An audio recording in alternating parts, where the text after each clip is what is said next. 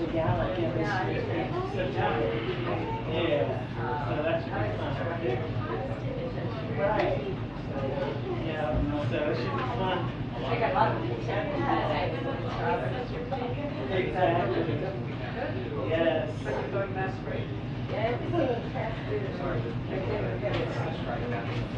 It's going pretty good, you know, same old.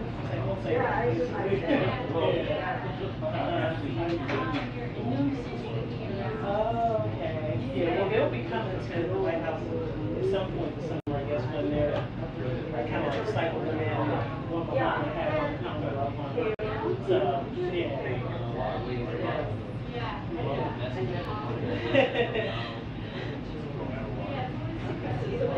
Exactly. Yes.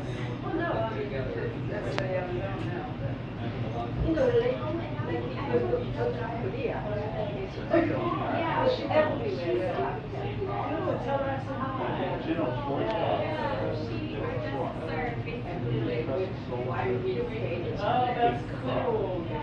Yes. Yeah.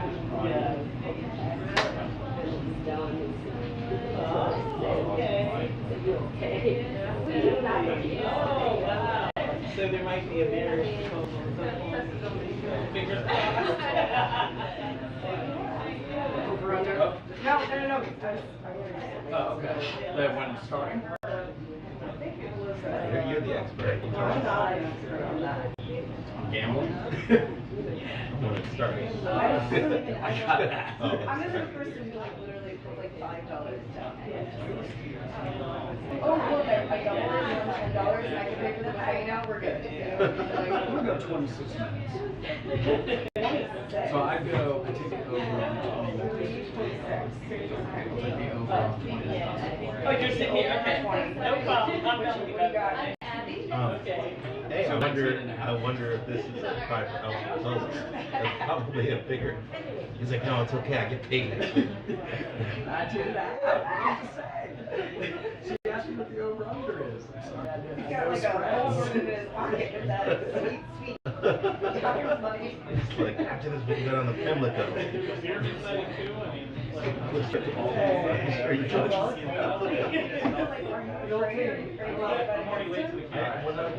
Yes. Wow. Because I feel like he may be in with some nefarious characters.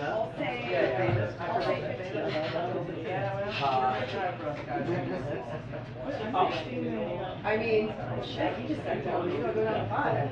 What's that? Not Over under. We're taking bets on when. I've got 19. Over. Well now 18. Good bet. I put that in my I got 15. I think the real reason is everyone's trying to get stories out, and they got no choice. Yeah, especially if they're gonna bring out. Granholm. Yeah. And she's also running behind schedule. So that's the other thing. Yeah, the insider. I was gonna say, he can't do it. No, he can't. He wasn't. I only do bets on one anyway. So You only do bets on what? like unemployment rate, CPI. Oh wow. Occasionally the pony. Yeah.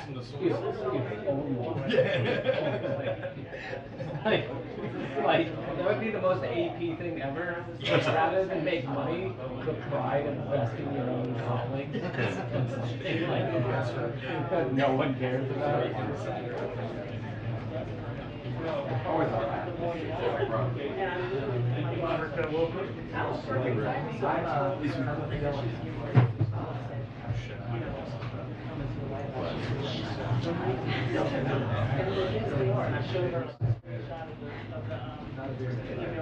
Not another pet. I'm good. So, But nothing more nothing. Air Force One touchdown. Germany. Thank you. So, I'm from DC, but I went back and forth a lot with the pandemic. Yeah, so I will be here a lot more now. yeah, good. I just realized how big she was. I feel like I passed like a full masturbation yesterday. There was a bunch of the Mexican reporters that were in here today. I was like, oh, it's like a trade reunion. Oh yeah. Well, maybe not. And at the time, I was like, maybe something. Because she's literally the size of the that's all she came up with that particular thing. So when it happened, I said, I must be sick because I predicted it was going to happen. And she told me, no way. It wouldn't be I don't no know if security. I'm like, okay, but there were people at the front, you know, who were holding on to the railings and like, I don't know. you know, I wonder. Hey, it's in the next few weeks. It's not gonna be.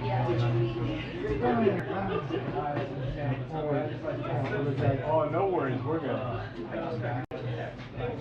So you coming out early just to be prepared, or? I don't know, I thought I saw 3, but yeah, wrong.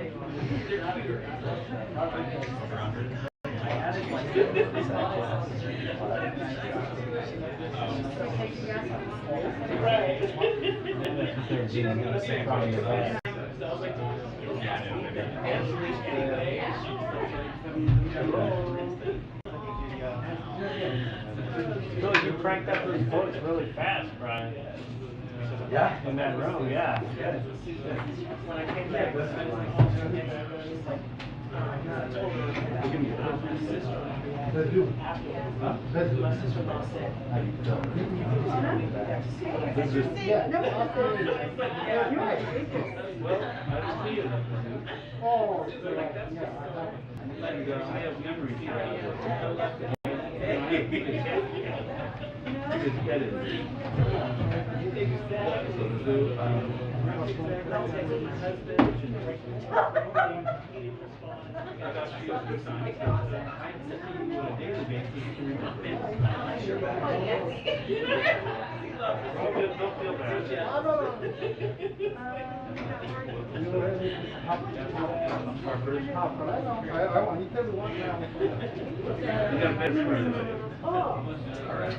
Oh, look, you look the other way. Your call. I tried to not do it. No. Yesterday when she came, I was ready. She said, "Excuse me." I was. Yeah. I'm not as mean as I appear on TV. I'm just kidding.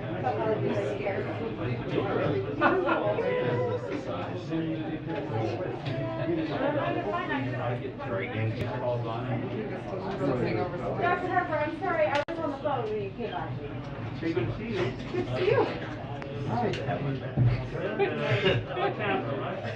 Yeah. Okay. Yeah, I caught you the busy moment. It happens all the time. Are you free afterwards? What? Are you free afterwards? No.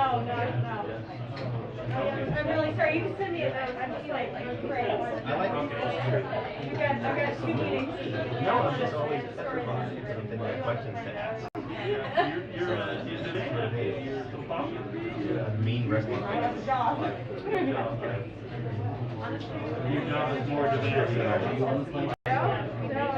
sorry, but just send me a note. Yeah, I'll send you a note. Same email. Yep. Does it really? Hyper policy.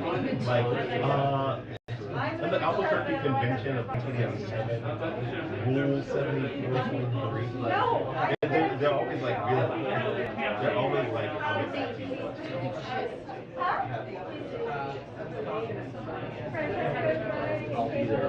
There are a lot of people running. I've heard for years. I think they scheduled them Yeah. I don't know. Oh wait, you were the pre-band, so I should ask you all. Where was all of that? Oh yeah.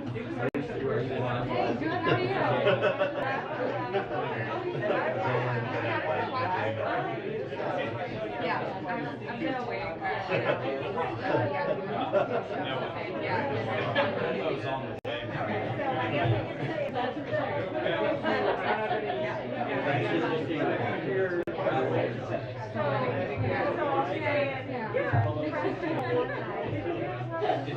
Yeah, I'm gonna wait. Saudi is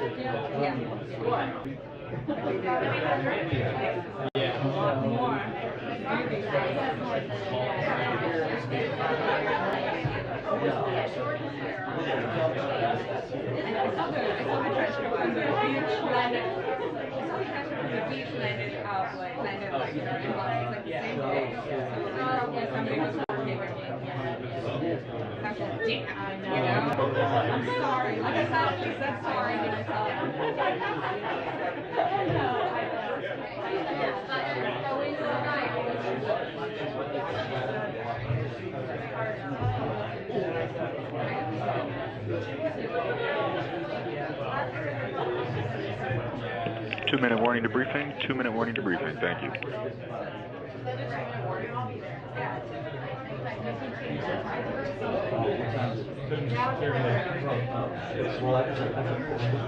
You say 3:30? Did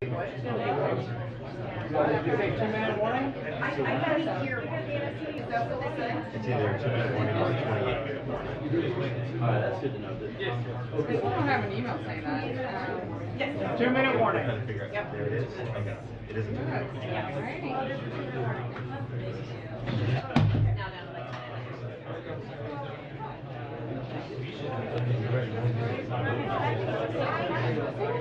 It's okay. You're good. Do what you need to do.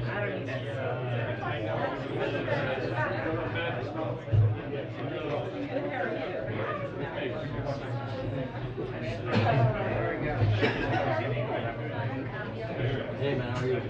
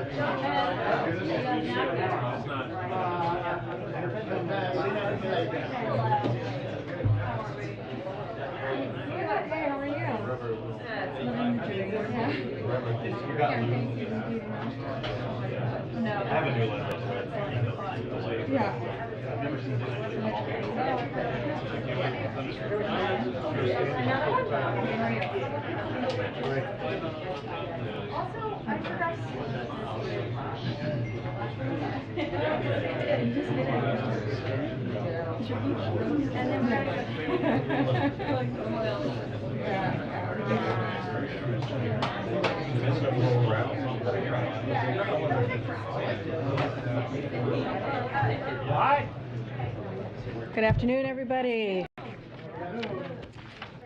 Okay. Today I would like to welcome Secretary of Energy Jennifer Granholm back to the briefing room. Secretary Granholm is here to talk about gas prices and Putin's price hike, which you just heard the president talk about just about an hour ago. So we're really glad to have her here. Secretary Granholm flew in over 800 miles. We were counting this up just this morning to be here with all of you to take your questions, because we know how important this is to us and to the president. And so therefore she'll have some brief remarks and then she'll take your questions. Okay. All yours. Great, thank you, Karine. Hi, everybody. So as we all know, the summer driving season is underway, and Americans are paying more at the pump every time they fill up their gas tank. This is a global problem. There are two causes for it, which these high prices derive from. One is, of course, Vladimir Putin's war in Ukraine. Russia is a very high exporter of oil. Because of the invasion of Ukraine, countries like the United States and Canada rightfully have said we are not going to take any Russian oil. Therefore, about 1 million barrels per day have been taken off the market as a result of that. And secondly, the supply and refining capacity constraints that have been created by COVID-19 in the United States, but also around the world. Since Putin's buildup of troops began, our citizens are paying an additional $2 per gallon.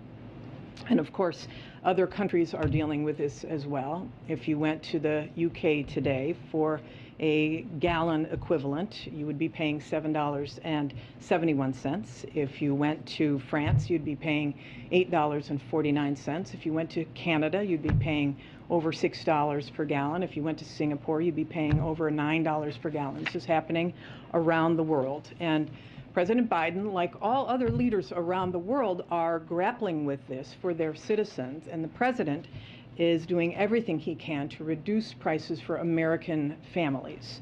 So as you heard today, the president is calling upon Congress to suspend the national gas tax for the next 90 days. Suspending the gas tax, is going to provide families immediate relief from this Putin price hike. Of course, suspending the federal gas tax on its own will not solve the problem. It's why the president is also doing several other things. One, he's calling upon states as well to consider doing gas tax holidays on the state side. He's urging oil companies to use their profits to increase output. He's calling upon the industry to pass along the decrease in oil prices, which we have seen at the barrel level over the past week, for example, at the pump. And he is demanding that the industry come to the table with some solutions on refinery, which is what is going to happen tomorrow when I'll be meeting with the biggest refiners. Collectively, we know that these steps will save American families their hard-earned dollars every time they fill up their gas tank. Of course, this sits in a context because the president has said that he is willing to use the full span of his authorities to help lower prices. Just to remind you, of course, he's used the biggest tool at his disposal, which is our Strategic Petroleum Reserve, releasing 1 million barrels per day to try to stabilize supply, even as demand increases too, especially with this summer driving season. He has also rallied other countries to release from their reserves as well. Collectively, about 240 million barrels are being released from reserves around the world. And he's increased the share of biofuels in gasoline that can help lower prices at thousands of gas stations. And of course, at the same time, we are working to save money for people, have people save money by cutting other essential costs. For example, help with heating bills, weatherization, other ways that citizens are trying to grapple with these high fuel prices, energy efficiency, rental assistance, for example. The fact is that no president alone can control the price of gasoline, and we need more players at the table. So the president's asking Congress to act, he's asking states to act, he's asking the oil and gas industry to do their part as well.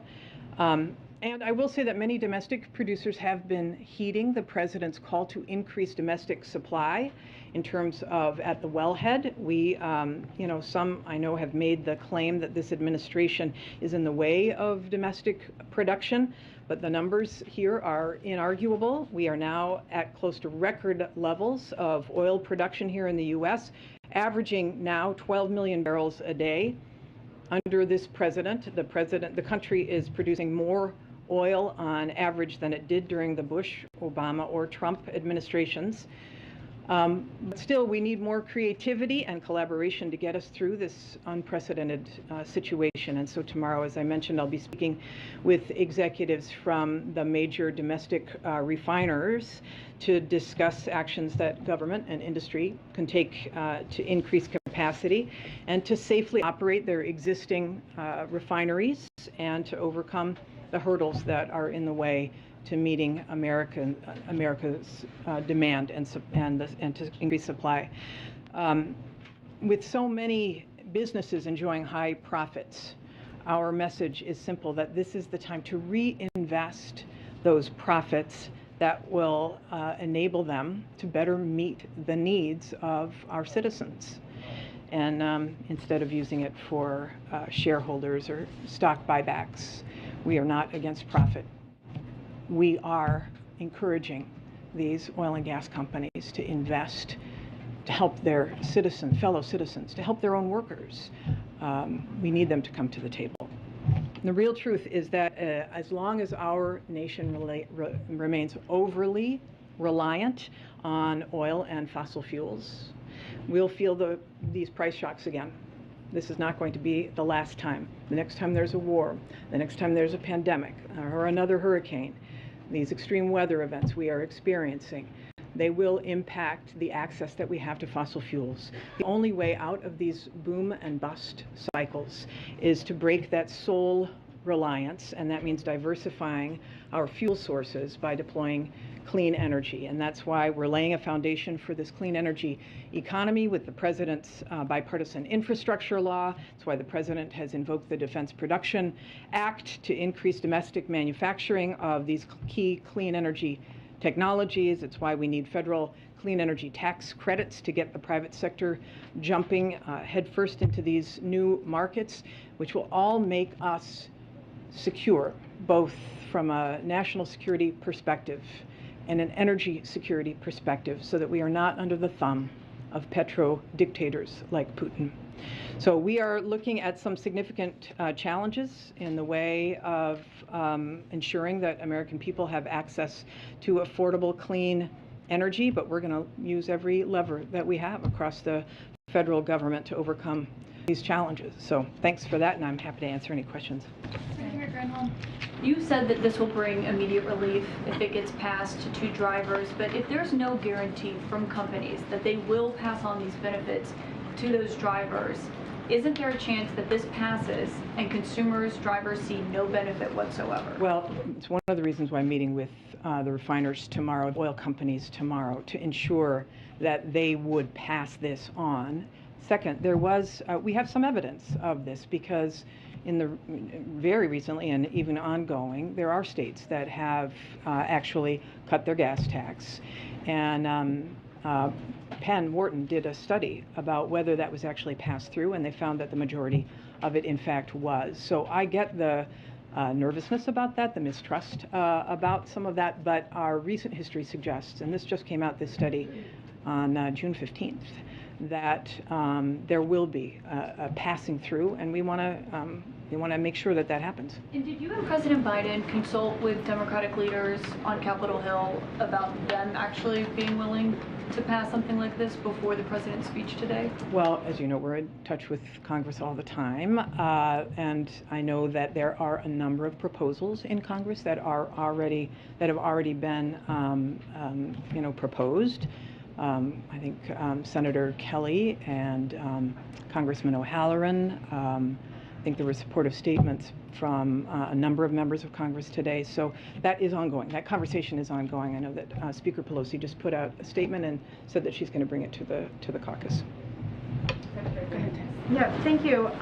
So if in this meeting tomorrow the refiners don't play ball or are not responding in a satisfactory way, what is the administration prepared to do? What emergency powers is the administration prepared to use? What's the next step here? Yeah, let's just take it one step at a time. I believe that we are going into this to have an earnest conversation with them about what it would take. We know that there have been 6 refineries closed since 2020. I think 5 of them in 2020, 1 in 2021. And we want to ask, is there capacity to bring something back online, to expand? So let's see how that conversation goes. I don't want to assume anything. We know that they are feeling the pressure, not just from the administration, but from people out there about the price at the pump. And it's important that they listen to their own employees as well as the communities that they serve. Is this the kind of thing where the DPA could be used? a tool. It's certainly a tool. Not to, let me just be clear about this. The DP, I want to hear from them. Is there a chink in the supply chain that is preventing some refinery from coming back online? Is there something that's difficult to acquire? Those are the kinds of questions we'll be asking. In the back, yeah. Thank you. Thank you, Secretary Granholm. The President has said of the war in Ukraine and the subsequent price hikes that have resulted that, quote, we will be stronger and the world will be stronger and less reliant on fossil fuels when all this is over. So I'm wondering, does he fear that by pausing the gas tax, that by giving a sort of gas-addicted economy another hit, that he might be slowing that transition away from fossil fuels? I think what he's most concerned about is what real people are experiencing right now in their pocketbooks. This, especially for moderate, for low-income people who have no choice, that they have to get to work. This is really what the President is fixated on. How do we provide relief to real people? We want to, and we must move to a clean energy future. And we can accelerate production right now. I mean, let's be very clear that fossil fuels will remain in the mix of the energy system of the globe for years to come. This is why we call this a transition. I mean, the President's goal is to get to net zero by 2050, and that suggests that there will, of course, still be a need for fossil fuels.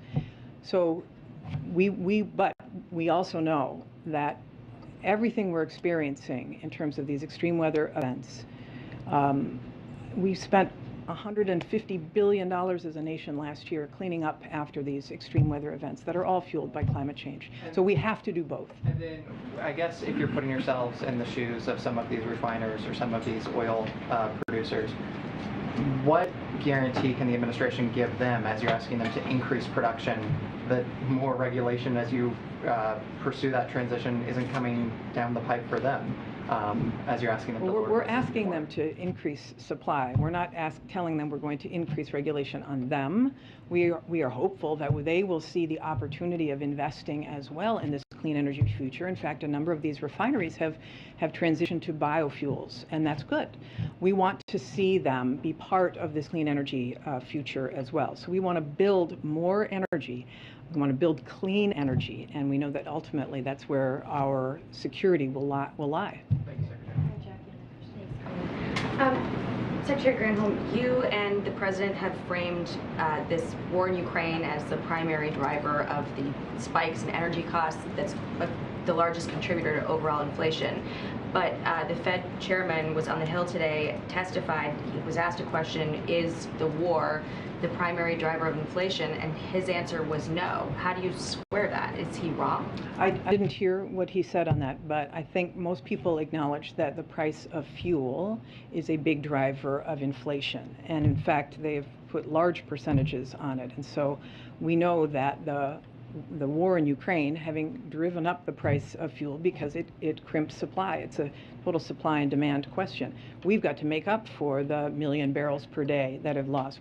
We will have a demand problem when China opens up after COVID. There will be additional upward pressure on supply. This is why we need, not just in the U.S., but we need globally more supply brought on board. And his full quote was, no, inflation was high before, certainly before the war in Ukraine broke out. Well, I think most would say that the price of fuel has exacerbated inflation. And is there any concern that this gas tax holiday will increase demand and then thereby increase inflation? Some economists and analysts have been raising that. Yeah, I understand that. And I also know that this president is focused on costs for real people as well. And this cost of gas is the most tangible, most real for people at the pump. So he wants to do everything. He understands the importance of it. He's very concerned about inflation, obviously. It's a top priority. And he's also concerned about this price at the pump, and he's going to do what he can to resolve that. Secretary Granholm, thank you for being here. Senator Manchin said he's not yet a yes on this. Steny Hoyer said he's not sure that they have the votes to pass this. Why is the president proposing something that doesn't have the support of Democrats yet? Well, I mean, support to pass. This is a conversation, right? So that conversation is ongoing, and I know that those Democrats are also concerned about the price their constituents are paying at the pump, and Republicans are as well. I mean, that is the issue. So hopefully, you know, in the past, Republicans have introduced a gas tax holiday, and there's no time that's more acute than right now. What is the strategy to get it passed? So the president obviously making this announcement ahead of the July 4th holiday. What is he going to do to get those Democrats and Republicans on board to pass this, and how does he respond to the criticism from some Republicans that this is a stunt because he doesn't have the votes? Well, he's going to be having these conversations with Democrats and Republicans. I would hope that both sides of the aisle are listening to their constituents about getting relief. I think the citizens will be the loudest voice in the room. Okay, you had a question?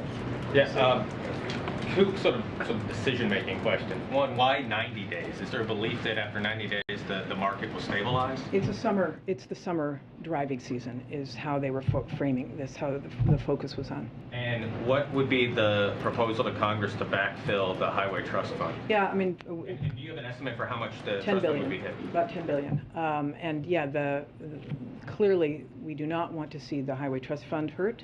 So the president is asking for Congress to backfill. That could be, obviously, we've seen a $1.6 trillion reduction in the deficit. There are ways to be able to identify the funds to be able to do this. And he's asking that the trust fund be repaid. But is the administration putting forward any proposals? He's having those conversations with Congress. You still have the first, we had yeah. Yeah, sure, I do have a question.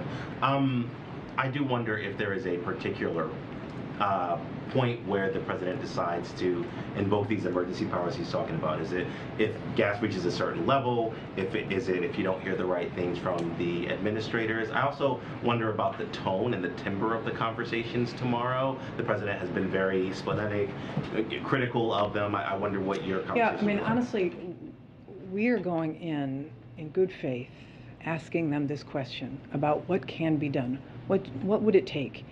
What do you need to open up additional refining capacity? Obviously, they're making huge amount of profits. It's not about funding, but perhaps there is something that they need, some additional help with identifying a supply chain issue. I just don't know. So we'll see. We'll have that. This is an honest, earnest conversation tomorrow, asking how can we be partners in providing relief for people at the pump.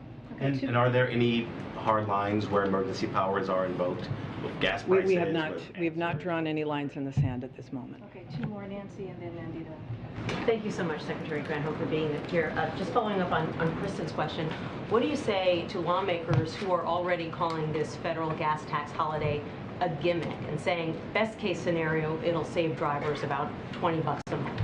Well, there's no doubt this is a modest, if it were just the federal gas tax, right, 18 cents is a modest, modest amount.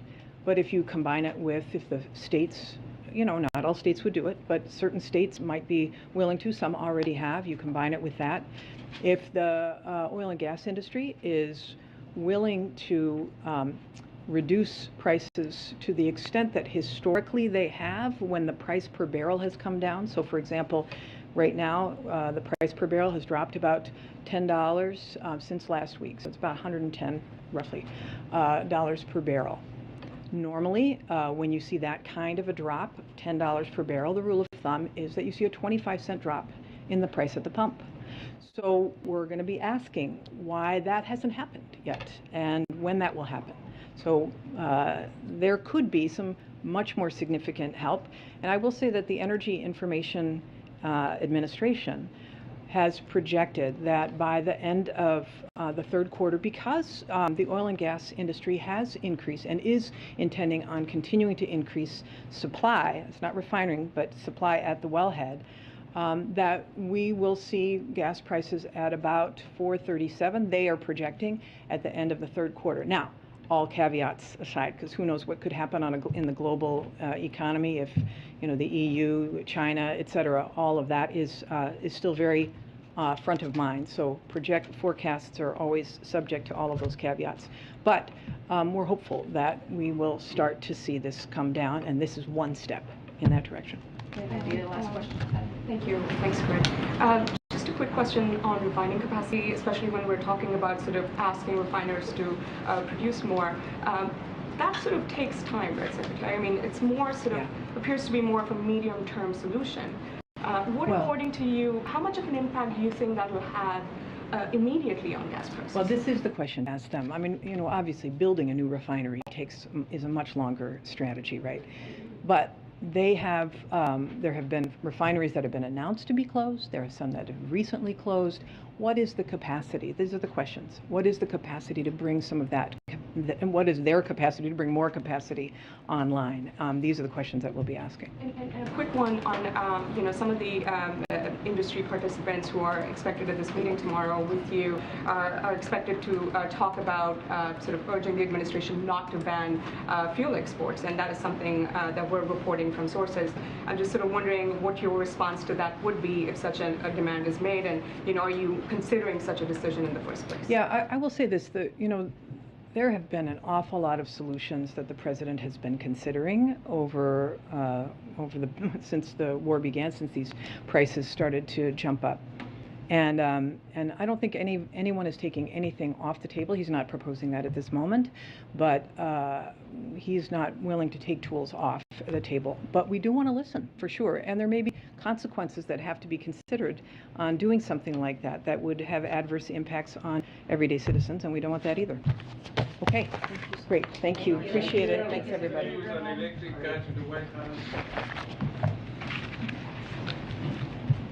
Okay. Okay, just have one thing at the top and we'll take your questions. 175 million Americans hold at least one credit card, and in 2020, credit card companies charged customers $12 billion in penalties, including billions in late fees. Today, the Consumer Financial Protection Bureau announced that it is taking a first step to review excessively high late fees, including how these fees are affected by inflation and how they contribute to credit card companies' profits. Americans deserve transparency and a little more breathing room in their family budgets. This is just one of the ways the Biden administration is going after excessive fees that companies use to hide the true cost of products.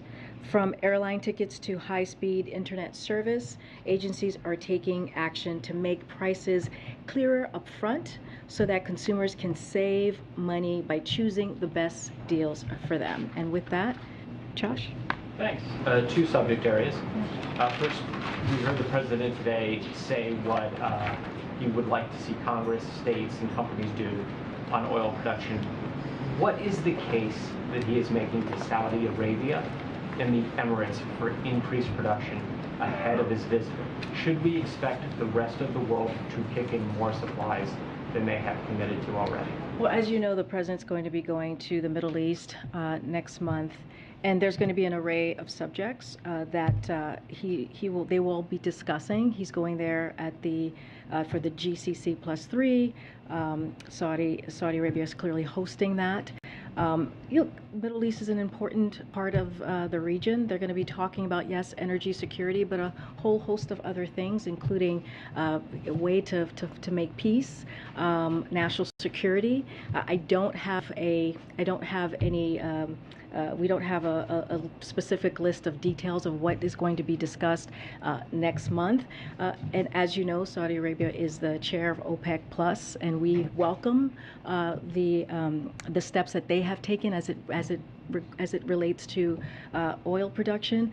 But again, they are the chair of that. Again, energy security will be part of the conversation, but not the only thing. And we'll see what happens next month. And then secondly, on the president's upcoming travel, does he plan to meet with Turkish President Erdogan with regard to Finland and Sweden being in NATO? We don't have anything to preview for you as far as any bilats that may occur at NATO or G7 as a whole. He's leaving on the 25th, returning on the 30th to Europe. When we do, we always share those bilats with all of you. As it relates to Ukraine and NATO, they were having, not Ukraine, Finland, they were having a trilateral conversation on their NATO application, and so we leave it to them to speak to where that progress has been. Okay. Thanks, Karine. A couple more questions on gas. One is a housekeeping. Can you say which companies are attending the meeting tomorrow? Is it all 7 that were on the initial letter? Oh my goodness, I should have called on you. She was right here to answer that question. It is. I do not have a. I know. I'm trying to get to everybody. Trying to give everybody love here. It's not easy. So many of you to cover. But I would suspect it's the as you stated, the folks who received the letter. I don't have a list in front of me clearly, but I would suspect those are the 7 CEOs that will be joining tomorrow. And then I want to circle back on a question that you were asked yesterday. Yeah, sure. You said that this was the first step, but I mean, the president expressed this sentiment again today on really laying down the hammer on these big oil companies. And so why is he not in the room tomorrow to express this message himself? Well, the president talked about this, as you just stated earlier today. The Secretary of Energy, Senator Granholm, was just standing before you, is going to have those conversations. And what we want to see is a solution, come up with ideas. There will be representatives from the White House who will be in the room as well. So that will be happening. And, the hope is that there are ideas that come out of this. There's some resolutions, some solutions that come out of this. And so we have to wait and see how that goes. But that is the first step. The second step, as I said yesterday, is hopefully to come up with some ideas and how to move forward and how to bring up their capacity, because that's what we're talking about here. Because we have the crude oil. The crude oil is there. As the Secretary was just saying, we just need the oil refineries to refine that oil so that it could help bring down gas prices. And finally, what does it say about the prospect of the White House winning congressional support on this idea that just minutes after the president finished speaking on this, Nancy Pelosi sent out a very lukewarm statement about its prospects on Capitol Hill, saying we will see where the consensus goes. That is hardly a vote of approval. Look, we have immense respect for the Speaker. I think she also said that she was going to bring this to her caucus, which is also important to note. Look, this is just the beginning of the process. The President talked about this about an hour and a half ago, and we will continue to have conversations with Congress, congressional members, and their staff. Look, just to step back for a second and really talk about how this President sees this. He sees this as an opportunity, a straightforward, simple way to deal with the pain that the American people is dealing with, giving them some relief at the pump. That's what we're talking about. It's straightforward. It's simple. The president would like Congress to act. We're talking about 18 cents per gallon, which is going to go a long way. If you look at the average of states, that's 30 cents. Just looking at those two things, that's almost 50 cents. That's going to go a long way for 3 months. That's it, 3 months. That's a if, but I know, yeah, absolutely. But we're going to continue to work hard and to get the American public some relief. We're talking about 3 months, 90 days during one of the busiest driving times in our country for American people, American families. That's how this president sees this. Okay, I'm going to call on folks. Go ahead, Steve. Thanks, Karine. If we have time, I'll come. If we have time, I'll come back. I just want to make sure the Secretary laid out the questions that she wants to ask the oil executives tomorrow. Is there a working theory that the administration currently has as to why the oil companies have not already increased their refining capacity? There's no working theory on our part. What I can say is, let me just lay out some facts here. So as of this morning, crude oil prices have dropped by nearly 15% from 2 weeks ago. Prices at the pump have barely budged. The last time the price of crude oil was $110 a barrel, the price of gas was $4.60 a gallon. Today it's about 35 cents higher. That difference is a result of companies' record high profit margins for refining oil. Refiners' margins have tripled since the beginning of the year. In just the first 3 months of the year, the biggest oil companies made $35 billion, 4 times 4 times what they made in the first quarter of last year. So they would have to speak to that themselves as to why they are not bringing up their capacity, because again, the crude oil is there. We need them to refine that oil so that we could bring up the capacity, and so therefore the gas prices could come down. That's what we're asking them to do. The conversation will happen tomorrow with Secretary Granholm. There will be White House officials as well in the room with her, and so they'll have that conversation, and hopefully we can get to some solutions and some ideas. The Secretary spoke about creativity. Do you have any sense of what she meant by that? Well, we'll hear from them directly. She'll hear from them directly about what ideas that they might have to get their capacity up. Okay. This topic of a tax break has been out there for weeks, if not months, and you're just talking now about starting the conversation. Why is it just starting now? I mean, look, this is something, you know, the president talked about this even on Sunday, so some of you who were there with him, and, you know, for him, he wanted to make sure he looked at the data, he wanted to make sure he spoke to his economic team, and it was just an important piece of it, but I do want to take a step back. If we look at the last several months, if we look at what has happened during the time that Putin amassed his forces along the border of Ukraine, we have seen gas prices rise by $2 per gallon. That is just the facts. That is what we have seen, and the president has taken historic action. So yes, it's been a couple of months, but he has taken action. He has not just been sitting around waiting to make a decision on this. He's taken action on the Strategic Petroleum Reserve, where we're seeing 1 million barrels of oil per day. That is happening. The ethanol 15, which is our homegrown biofuels,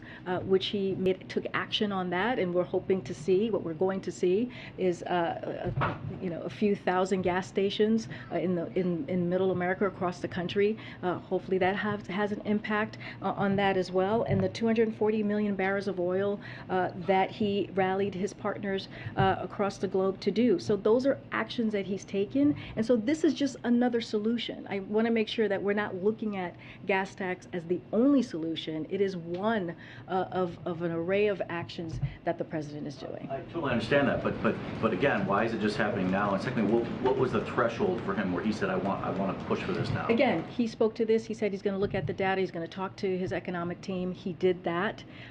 The thing about this is he took actions, as I mentioned, and with the gas tax, holiday gas tax, the way that he sees it is it's a direct, straightforward way to deal with something that the American public is really not feeling in relief right now at the pump. And we're also in the season. We're in the summer season as well, where a lot of people are traveling, and so these next 3 months are critical for many families, American families. So the timing is also makes sense as well when you think about where we are with families traveling the next 3 months during the summer time. Okay. A quick follow-up to that and then something else.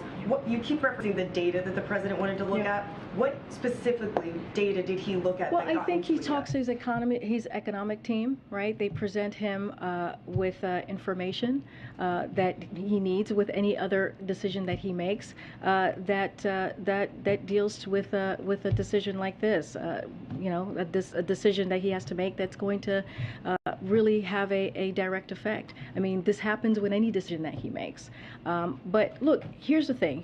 The most important thing here is the way that this president sees this, on top of all of the actions that he's already taken, which I just listed out, he sees this as straightforward, he sees this as simple, he sees this as something that can have a direct effect on the pocketbooks of many Americans across the country. This is one of the ways that he feels that we can have an effect, a real effect. And this is something that the American public wants to see, right? This is something that they've been asking for, in ways that we can lower the cost at the pump. Is the administration still considering gas rebate cards for Americans also, and how much would be on those cards, and the chip shortage complicating that decision? I don't have any more on that to share besides, the gas tax holiday. Look, the president is looking at many options. I just don't have any more on the gas card holiday. Thank you. I have two foreign policy questions. First, on Afghanistan, the White House released a statement saying that the president will assess options of helping the Afghani people after the earthquake, whether it's via USAID or federal government partners. Can you tell us what kind of help the United States will offer? And second, how can you make sure that this help will not fall into Taliban hands? No, all good questions. Let me just say the United States is deeply saddened to see the devastating earthquake that preliminary reports indicate took the lives of at least 1,000 people in Afghanistan. President Biden is monitoring developments as has directed USAID and other federal government partners to assess U.S. response options to help those most affected. The United States is the single largest donor of humanitarian aid to Afghanistan, and our humanitarian partners are already delivering medical care and shelter supplies on the ground.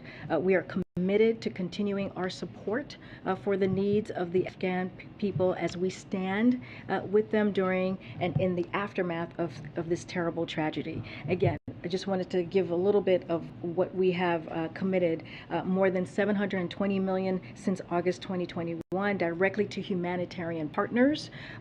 So this aid does not go to the Taliban. The aid goes directly to the Afghan people via humanitarian partners on the ground. And another question on Russia.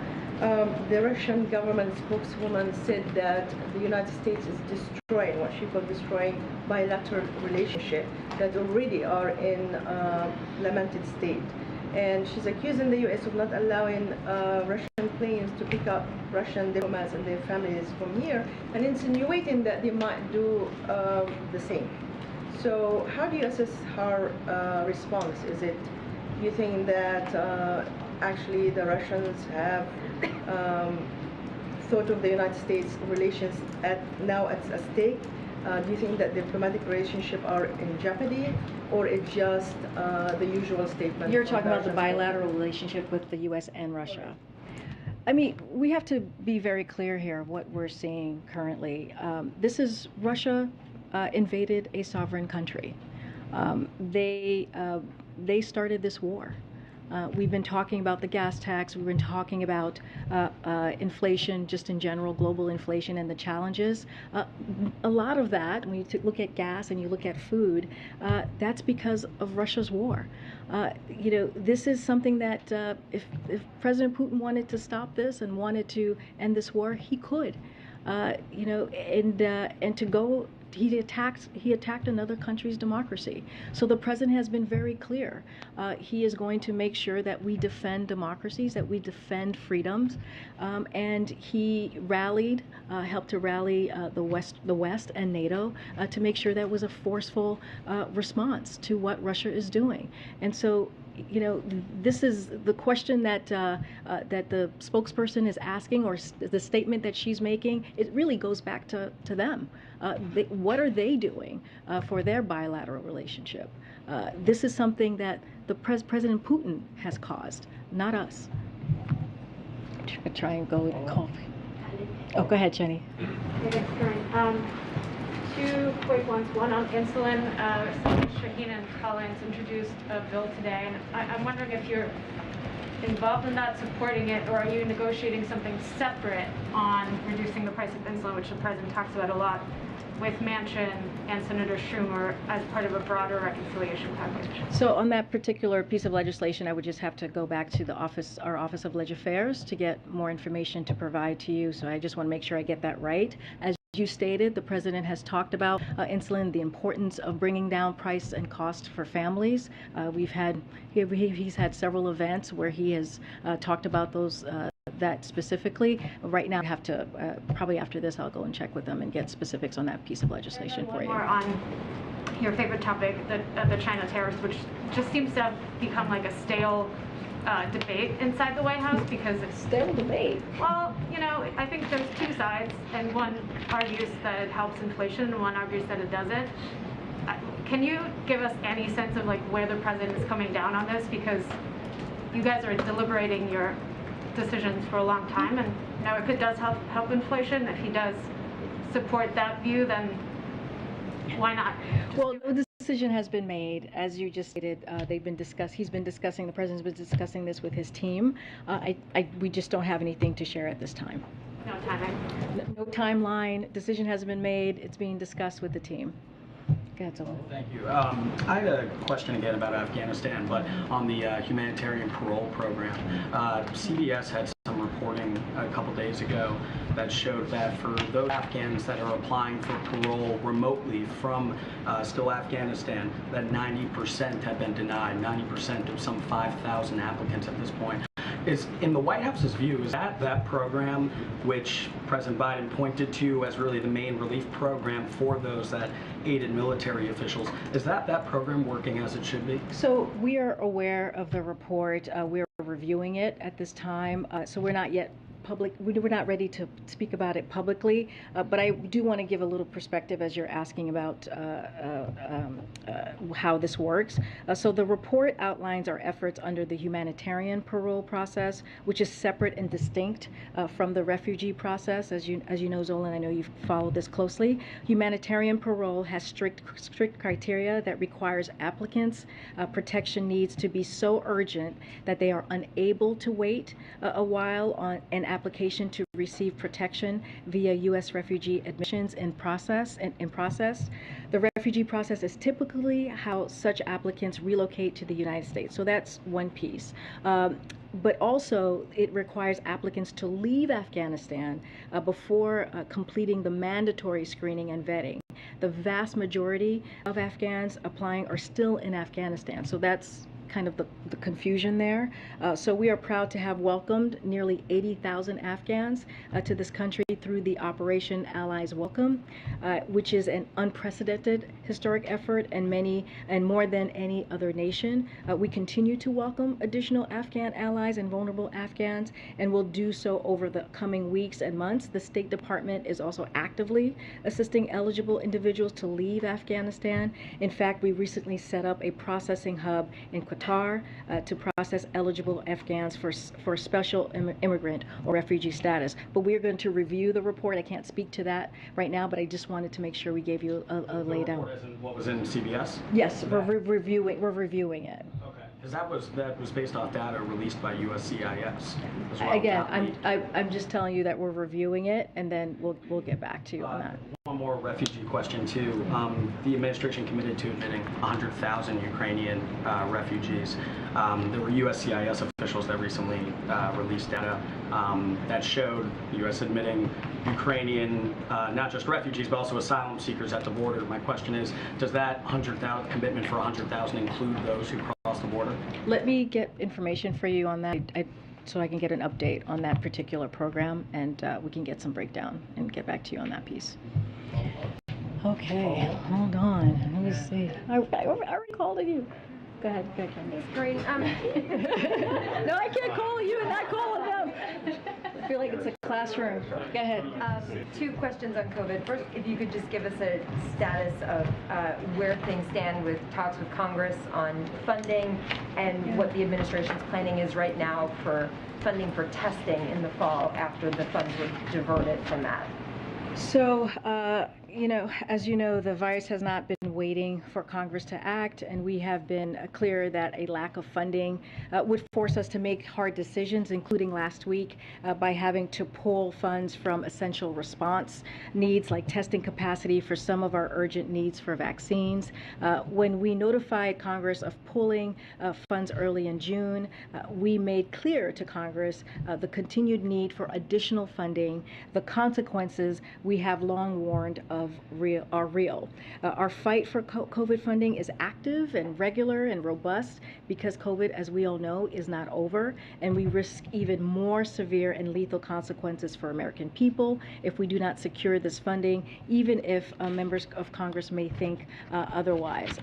And so that was your first part of your question. And what was the second part of your question? The second part is, last week during the hearing, one of the Senate Republicans who's been supportive of approving the funding request, Mitt Romney, was expressing frustration at the request now after that funding had been diverted. He had said for the administration to say they could not purchase these things and then after several months divert some funds and then purchase them is unacceptable and makes our ability to work together and have confidence in what we're being told very much shaken to the core. I mean, is this process now sort of spoiled because of the way the administration had done that with that funding? Is there any prospects for this funding to actually get through Congress now? So just to respond to what Mitt Romney said, look, if you go back to January, we've been working with members of Congress, whether it's a Democrat or a Republican, on funding needs for the COVID response. We have been very active in doing that since then. We've hosted countless briefings, conference calls, shared more than a dozen funding tables, all in a bipartisan basis. And these engagements, it has had full account of every dollar that has been spent and allocated on the COVID medical response, and a full accounting of the entire American Rescue Plan, which goes well beyond the direct medical needs. So we have been above and beyond. We have been transparent. We have broken down how we have been spending the funds.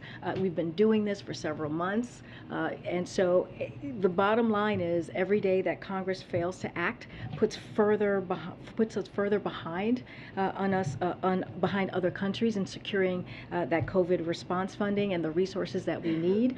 And so, again, we have been transparent. We have laid things out. We have had a 385-page document that I know Jen came out and shared it with all of you. And so this is incredibly important. We need Congress to act. We need Congress to move, and we need Congress to act. Thank you. Lawmakers serving on the January 6th committee are getting security details. We've had Supreme Court justices get threats. Is President Biden going to do anything to address these growing threats of violence against public figures? And have there been any security changes here at the White House, given that we're seeing threats on the rise? I can't speak to any security changes here. You're here every day, so you see for yourselves. Look, the president has spoken against the violence that we have seen, and the threats, the intimidation that we have seen against Supreme Court justices. He's been very clear. It is inappropriate. It is not part of should not be part of our political discourse, and he has condemned that from himself. And also, he just recently signed the security funding that's going to be for the Supreme Court justice. He signed that this past Thursday. Karine, on the jewel news, could you address the jewel news that it's going to be banned by the FDA? Say that one more time. I'm sorry. There are reports today that the FDA is preparing to ban Juul, which is an extremely popular e-cigarette that's used by millions of people, primarily young adults, to stop smoking cancer-causing combustible cigarettes. Is that true? And if so, is the president involved in that decision making? I would refer you to the FDA. I don't have anything for you on that at this time. Go ahead. Two questions, one foreign, one domestic. I'll just follow up on the violence we're talking about. As we get closer to the Supreme Court decision on Roe, there's a group that has been distributing flyers around Washington, D.C., but also across the country and also online, called Jane's Revenge, that declares there will be a night of rage, looting, burning, rioting if Roe is overturned. What message does this White House have in advance of that ruling as we get closer to it? So, again, violence and destruction of property have no place in our country under any circumstance, and the president denounces this action. Actions like this are completely unacceptable, regardless of our politics. So we have denounced that, and we will continue to denounce any violence or threats. And the foreign question, with respect to the president's trip to Israel, he is potentially scheduled to meet virtually with the Indian leader Modi.